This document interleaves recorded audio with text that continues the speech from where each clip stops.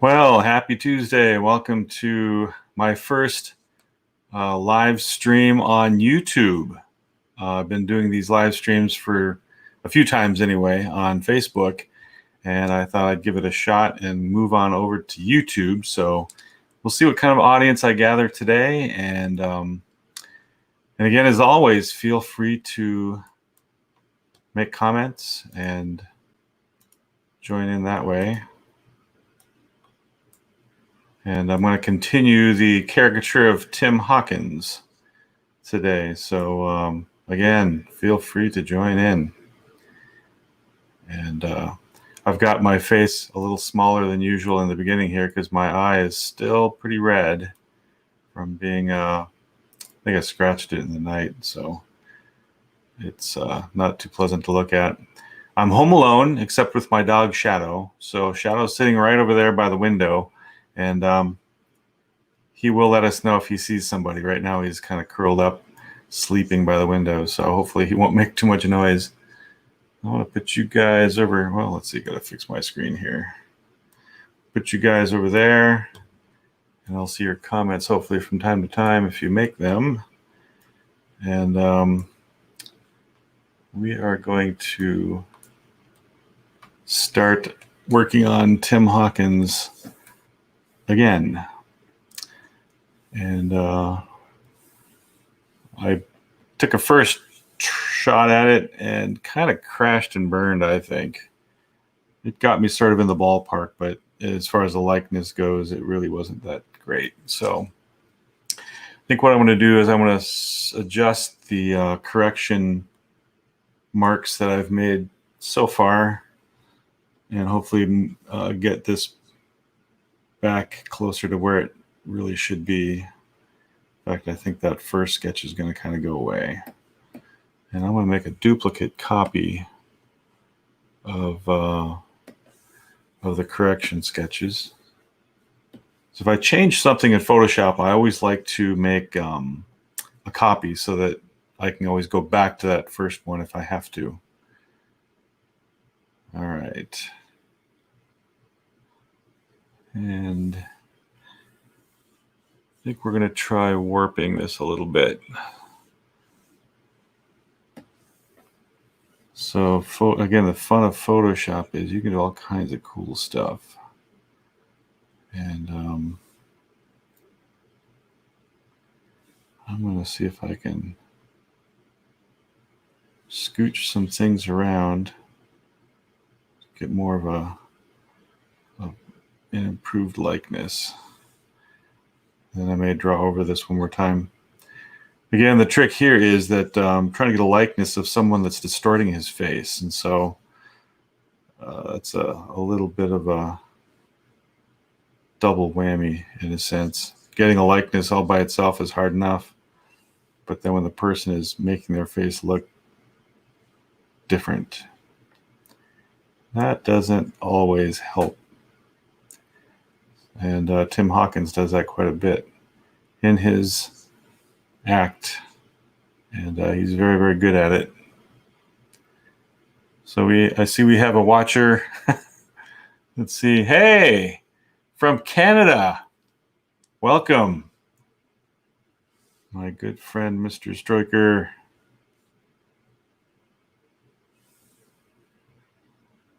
And I'm doing a little drawing here. That nose is a very, very important part of this whole thing. I was looking at the relationship between the nose and the mouth. And that's what caricatures really is a study of shapes and how they relate to other shapes. All right, and I'm going to knock this back a little bit. And I think I'm going to make some more corrections. This time we're going to pick the color blue. Yeah, I'm getting used to live streaming. It's very interesting, the technology, and then being on stage. I've been making videos now for a few months that are kind of, practiced and thought through, and start and stop, wait till you get it right type of thing with doing things live. You're just putting it all out there. And for me, drawing like this is kind of crazy. I don't like making mistakes in front of people, or problem solving, I think is part of it too. I think if I was on a show like The Amazing Race, which we tend to like that show, I think I would be horrible. I would be too conscious that people are watching me make mistakes.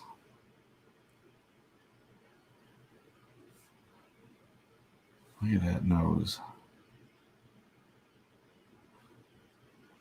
It's got kind of this little thing going on there. All right. And again, when I'm doing caricatures live, I have to just go, zoom. You got 10 minutes or most likely less to draw a face. Oh, okay. Been enjoying my Draw It and Know It series for Reasons for Hope. That's excellent. Thank you.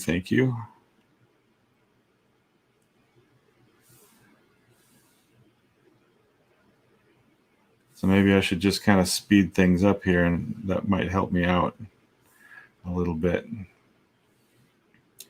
The nose kind of goes like that right there. And then another mistake that I think I made was there's more of a like that dynamic going on this right there. I made his cheek too curvy. Right there.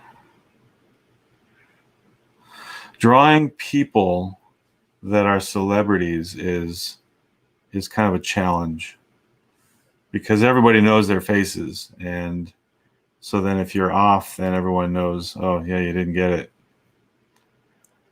But the scarier thing than drawing caricatures of familiar celebrity faces is drawing faces of friends and family.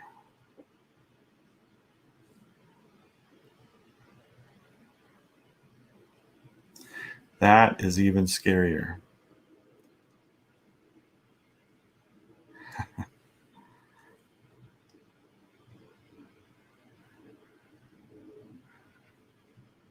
And I don't think people realize the terror that's inflicted onto the heart of the artist as the friend or the family member sits down and the artist embarks on trying to get a likeness.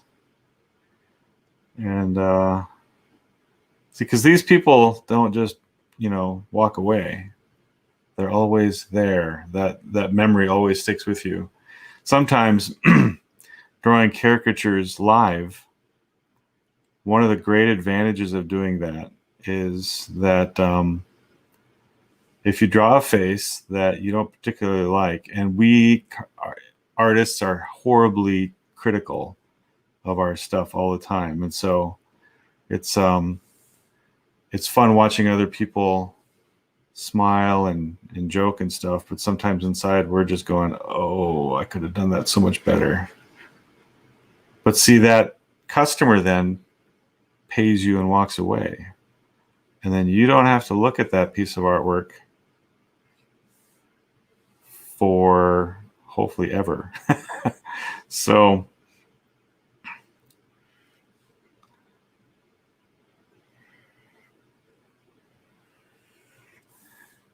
there we go.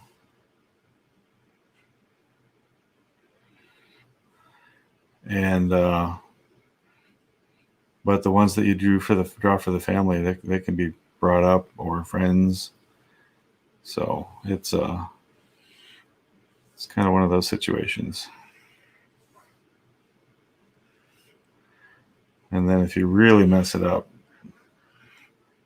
that artwork can be brought and held against you in the court of family gatherings. And then let's see, he's got this little like line right there. There we go.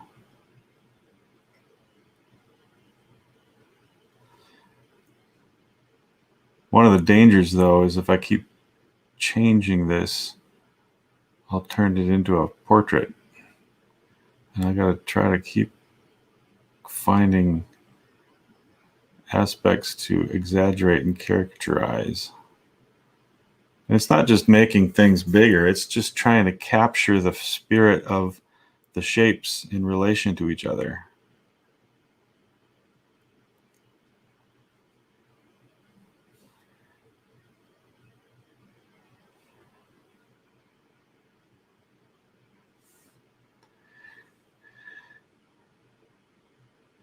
You know, being an artist for, going on, let's see, 20, probably 30 years, 30 years professionally, full-time professionally. And then before that, I was freelancing and doing all kinds of other stuff. So I'd still count myself as an artist then too. Is that you hear lots of funny things, people's perceptions of artists, and your artwork too, especially when you're a cartoonist. You get all kinds of guff from people. Sadly, from in the church, a lot of it comes, those perspectives and things. Now, I just recently posted something to Facebook, and I'm not taking a shot at the person that said this, but I'm going to use what they said as a reminder to have something to talk about. And I asked for a list of caricature ideas for people that Christian famous faces that you might want to see a caricature of. So I'm thinking of maybe doing something like this more on a regular basis. It's just good practice. And hopefully those of you out there would enjoy seeing me do this. And then I tell you, it's getting over the fear of drawing on camera. So some of these first ones will probably be a bit slow as I'm drawing in fear and trepidation. Anyway, so I asked for this list of ideas, and people started giving me all kinds of ideas of caricatures of, famous Christians, and some of them aren't living anymore, and some of them are still alive. And one person wrote something, and there were a couple people that were going to write the same thing, something to the effect of caricatures being something that mock, and that's not my intention at all. Now, Tim Hawkins is a comedian, so I don't think anyone's gonna. I could really go to town on his face. And this isn't all that distorted or extreme or anything. And I actually don't usually do caricatures that are like that. Sometimes it's fun to kind of cut loose and really see if you can make a wild, fun, distorted interpretation of the face. But I find that generally people that are on the other side of the drawing board from where I'm sitting don't usually enjoy having their face really extremely distorted. So anyway, I asked for a list of people, and there was it was a subtle kind of a pushback a little bit about the idea of some very serious revered Christian forefather type people being caricatured. And again, I've done caricatures of pastors and different people for their birthdays and people that are well known in the Christian world. they happen to be friends, and none of them were meant to be a jab or an insult or anything like that. But yeah, they're fun. It's a humorous take on a face, but just because it's a caricature doesn't mean it's an insult. Not all. Let's put it this way: not all photographs are serious. Not all cartoons are funny.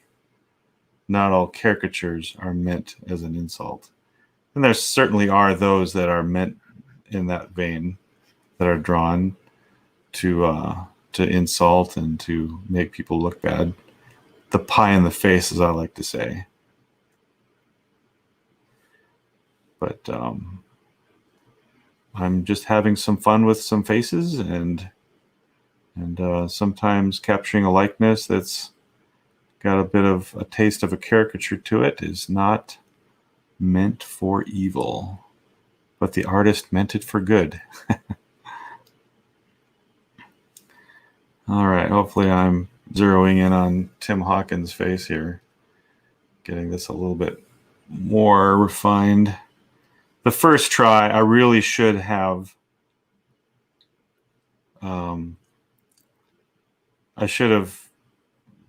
altered that first sketch a bit more than I did, and that was the downfall of that first attempt.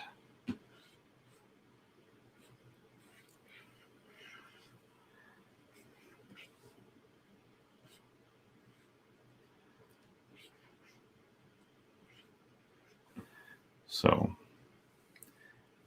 I think that's getting closer, I hope. Now let's try some aids, some tricks here to help me kind of get the feel for that. So if you zoom out sometimes, and I did this with the other one, it let me know early on that, oh yeah, that one's not going real well. You can start to see some of the relationship between some of the shapes clearer if you lose some of the detail.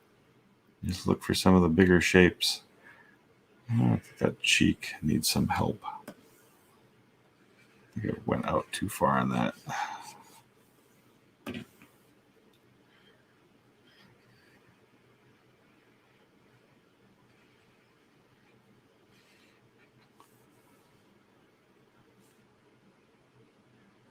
All right.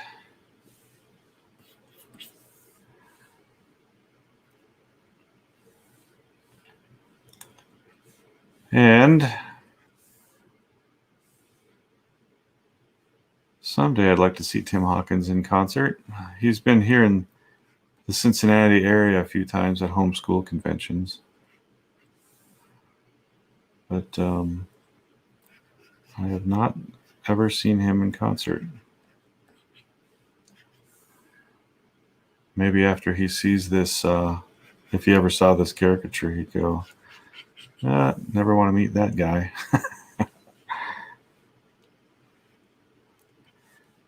But it's amazing how,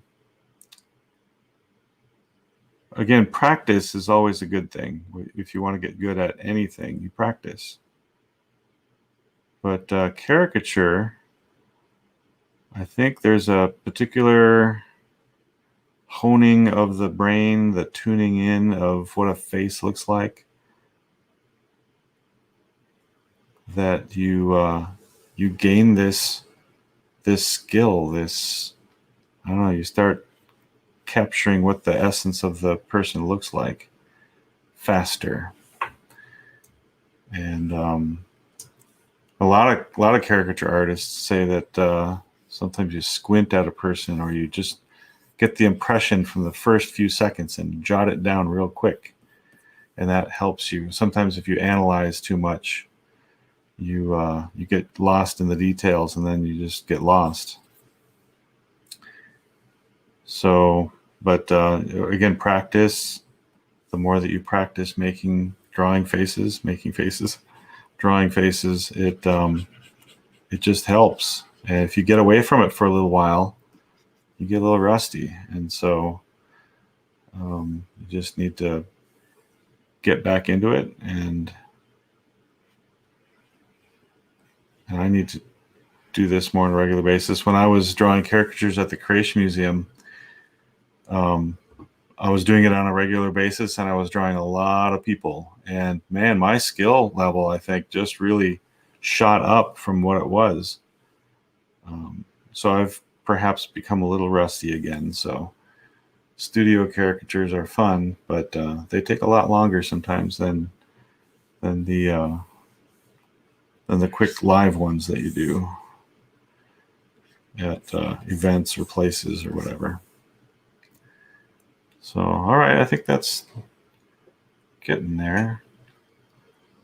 I was thinking might want to move that mouth up a little bit.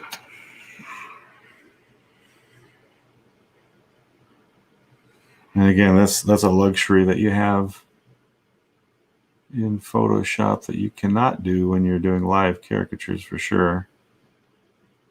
Although I am kind of considering doing digital caricatures live.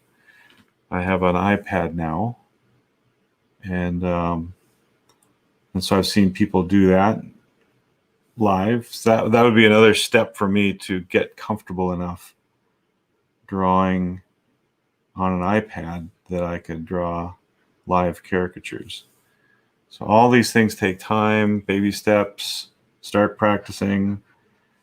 But I tell you, the first time that I did live caricatures in front of people for pay, was that terrifying.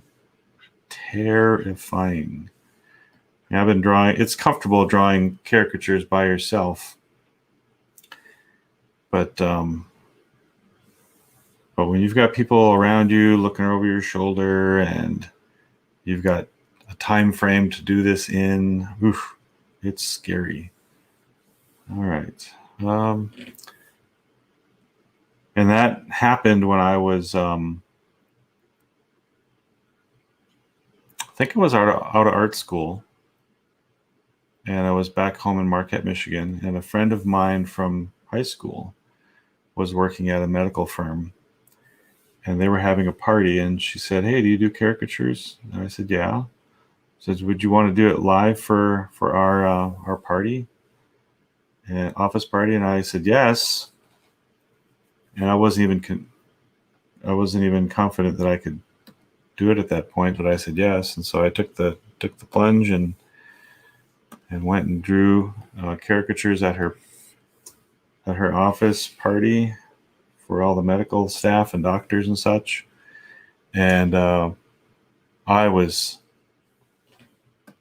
could draw faces kind of okay, but they took forever. And back then, I had purchased this set of gray markers. So I had, I think, a set of 10 markers from light gray all the way to black.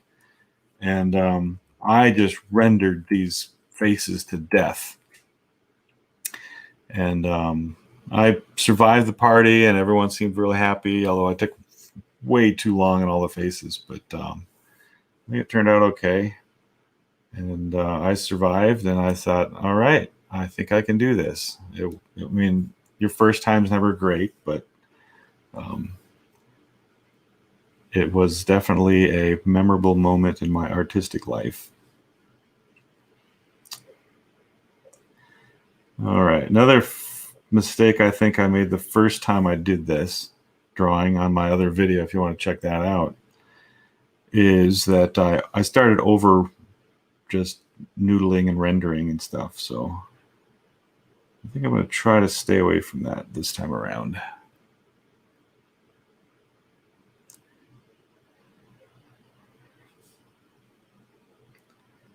And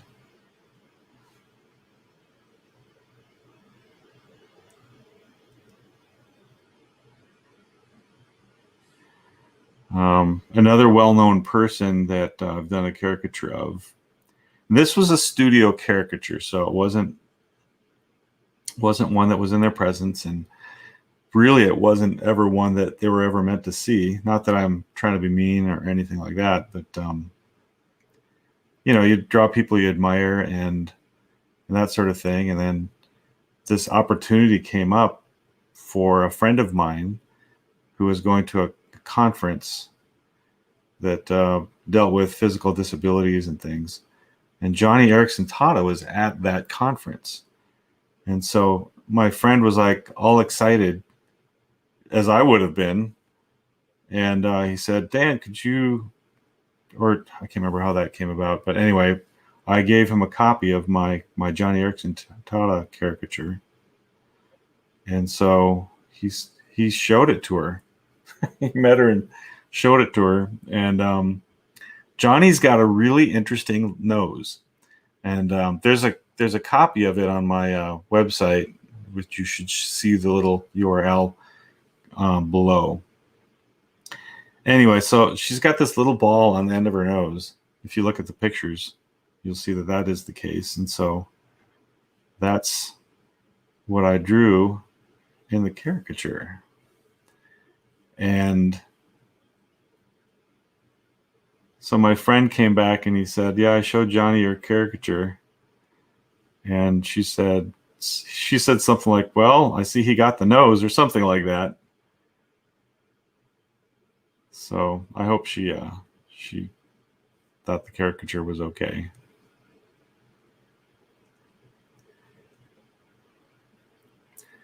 She is a very pretty lady.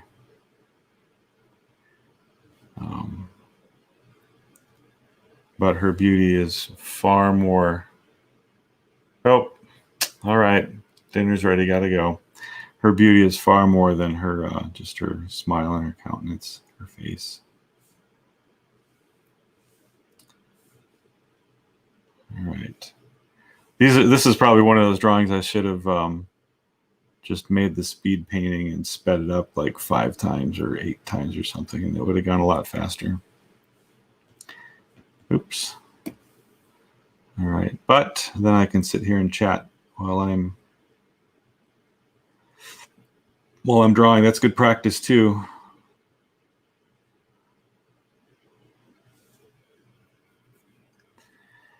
And he's got quite a bit of eyelid shape there. Goes way back.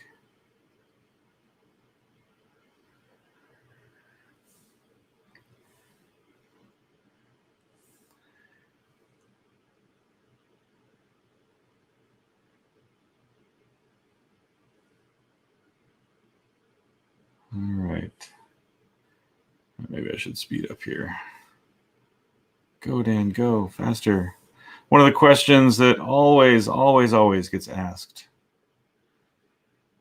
when someone meets me and I say, yeah, I'm a cartoonist and stuff. They say, how long does it take to draw a picture?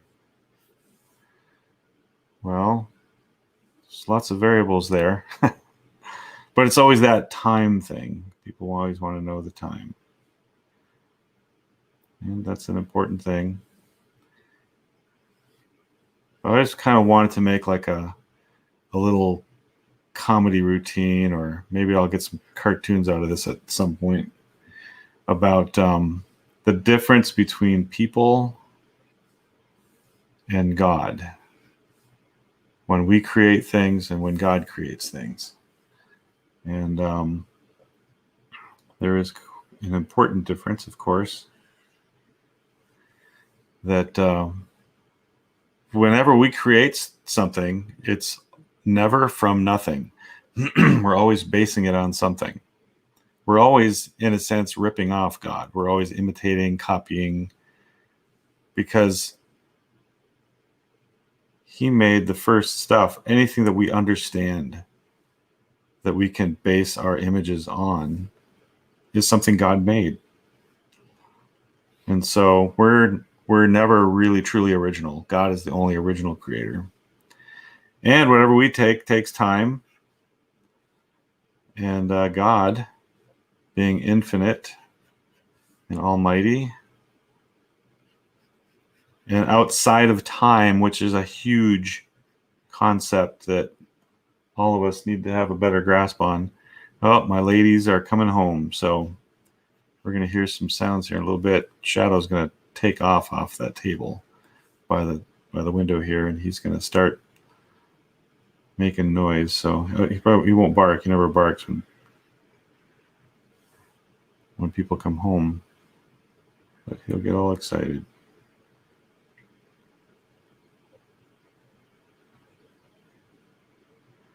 So time and originality and God as the true creator, anything we create is more of a dim reflection of ability.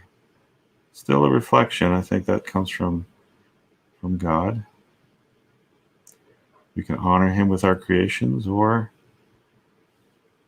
not.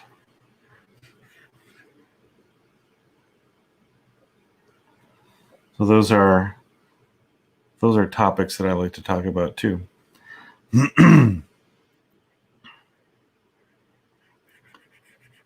Because I find creative processes and you hear the garage door or the door slamming there.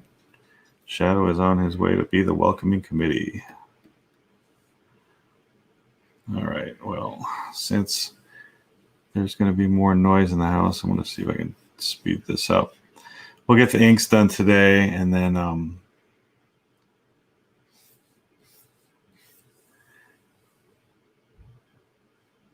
I'll probably color it.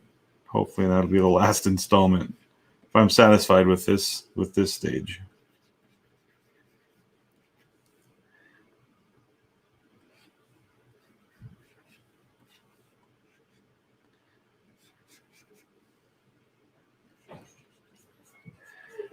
The other thing too is, oh, now the girls are here.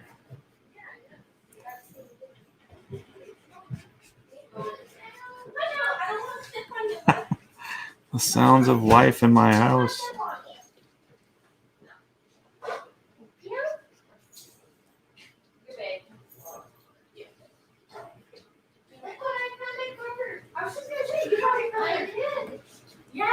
Hey, ladies.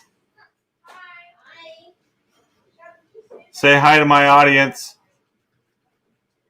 Hi.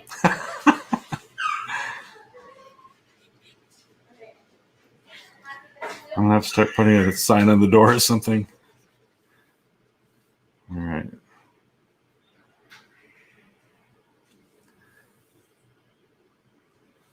All right, I think this is a lot better.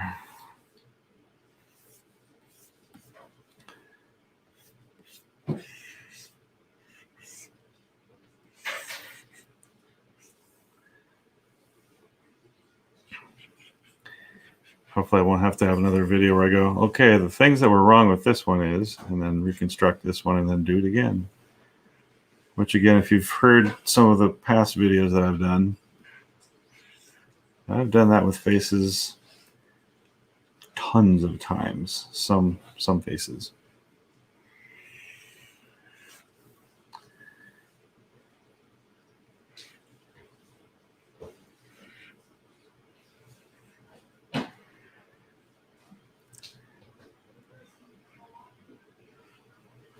I'm going to do a video on this at some point, but for those of you in the audience, this is a bonus. The inside scoop on caricature artists. If you're ever at an amusement park or someplace where there's a caricature artist and you think, I want to have my caricature drawn, here's a few tips. Never be the first one in the morning to get your face drawn. Because the artist hasn't warmed up yet. The best work for the artist will come later on in the day. So give the artist the chance to warm up. You can watch him do other people, or him or her. But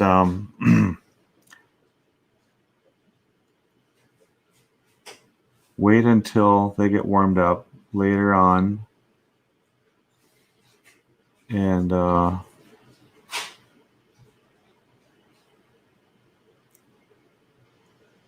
you will get a better product.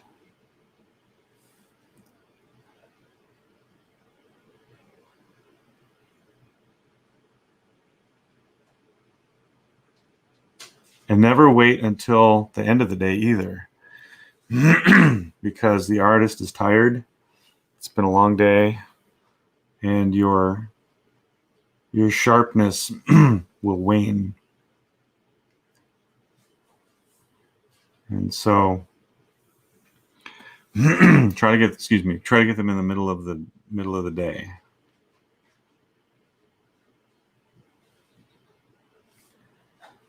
And again, you will get a better product. That's a little bit too big.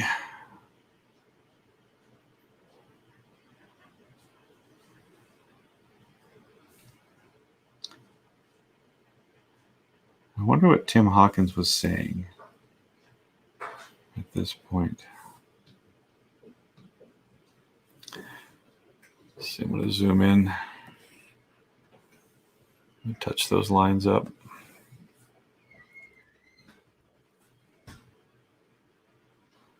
Another improvement that I hopefully made on this particular video shoot, this live broadcast, live stream, is the angle of the hand camera. I think is better than the last one that I had. So I'll have to check that out on the replay, but there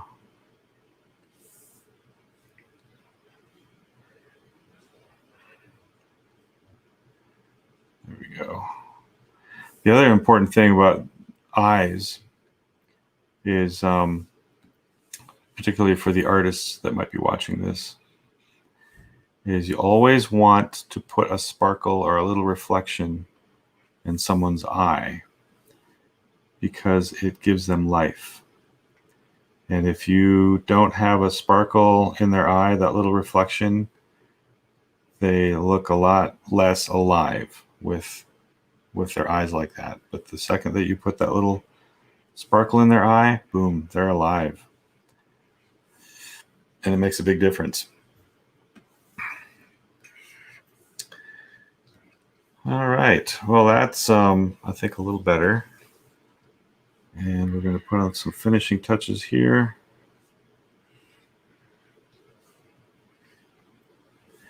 And I'm going to wait this time. I'm not going to sign it right away. I'm going to wait till after it's done being colored and approved, and then I'll give it my signature. But anyway, I think that's all we're going to do for right now. Thanks for joining me on this broadcast. And hang on just a second, I'll introduce you to somebody.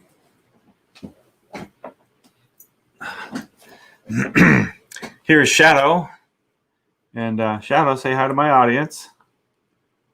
Hi. So he's the potential noisemaker in the house sometimes. But anyway, we're going to sign off now. Thanks for joining us, and stay tuned for our next installment when I color Tim Hawkins.